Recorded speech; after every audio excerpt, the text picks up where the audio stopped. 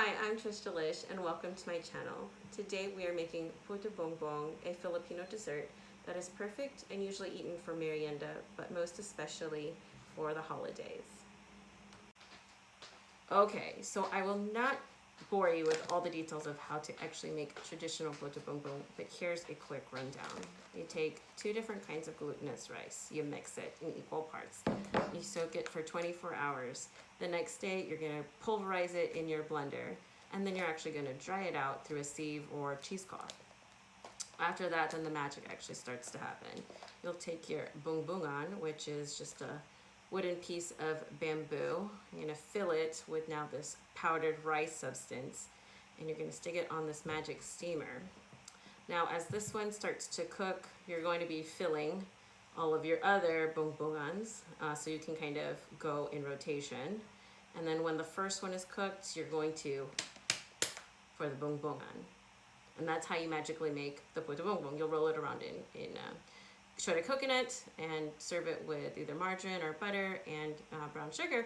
And that's one of our favorite holiday kind of desserts, Puto Bumbong. Okay, so here's a fun fact about me growing up. When I was younger, my mom always used to make Puto Bumbong for Christmas. And I will tell you, it's our little secret, we always did it the simplified way. Sorry, Mom, for calling you out, but we always did it the simplified way because we would make hundreds and hundreds of this stuff. So when I was younger, my sister and I, we would sit on this little stool and grate fresh coconut. So imagine straddling this bad boy, and if you can get a picture of how sharp that is. We would sit on this thing, and if this was a coconut, we would grate a coconut half. And we would do this, you know, while watching the parade or really just watching TV. And I'm telling you, this thing is dangerous, but we had a lot of fun doing it. Now we have simplified versions of buying frozen grated coconut from the store. So much, much easier. Again, simplified, not dangerous. So before we get started, I want to say that I'm not sponsored by any of the products in today's video. It just happened to be the products that we pick up from our Asian market. It's a 16-ounce bag of glutinous rice flour, 14-ounce bag of frozen grated coconut, and this purple ube ingredient that we actually happen to get from the Philippines. You can feel free to use any of your favorite food coloring. Water-based is what you're looking for.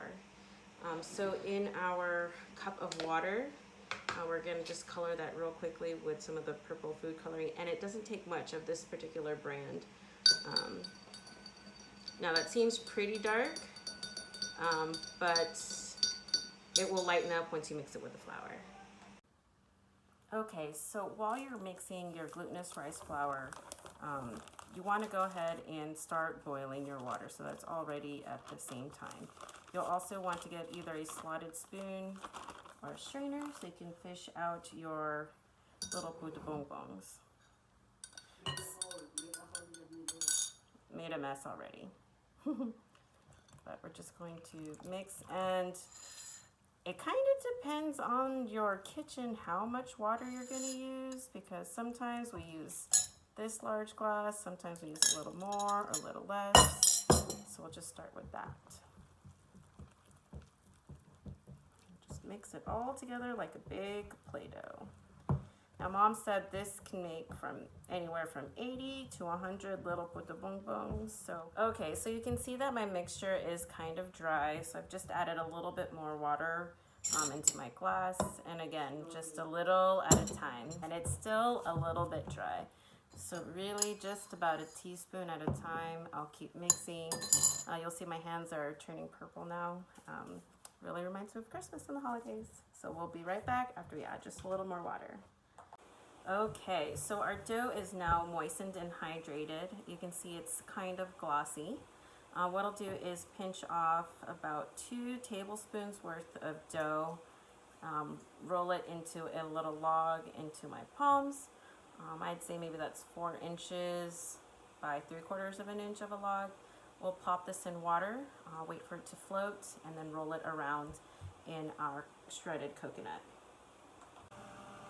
All right, so we're over our pot of water, and before we actually start boiling them, my mom reminded me that you should prepare your colander by coating it with a little butter or margarine so your Puto Bumbongs don't stick.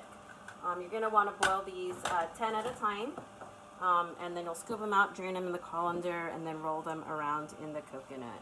So let's get started.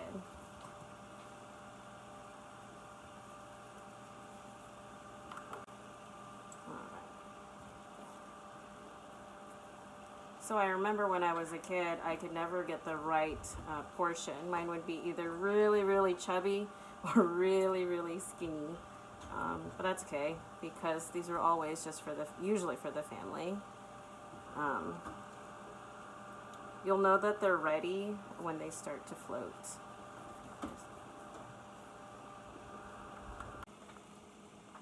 All right, gonna fish these bad boys out and strain them. You see how bright they've turned after boiling.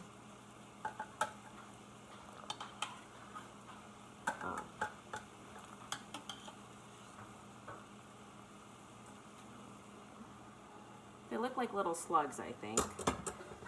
Shake out any of the water and then roll it around straight away in your coconut.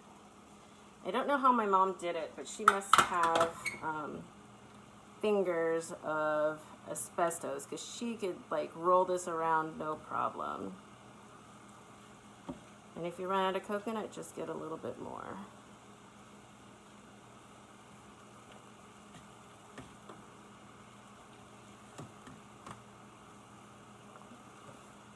You want to set them on your plate to cool off after you've coated them in coconuts.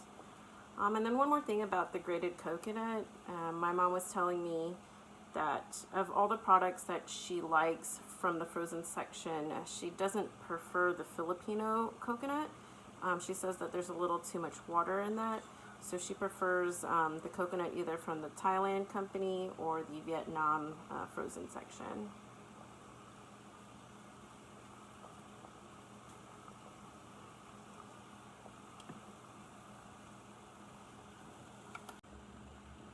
And as you're making your Puto Bumbong, if you notice that the dough kind of crumbles instead of rolling, you can add just a little bit more water and food coloring to rehydrate your dough.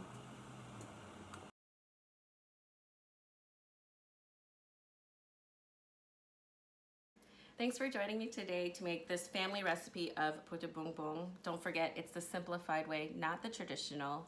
If you enjoyed it, please like this video and subscribe to my channel. I'm uploading new videos daily and hope to share with you more and more recipes. Happy holidays and thanks for watching. See you next time.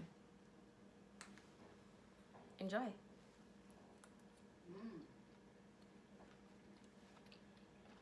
My mom's in the background. She said, too.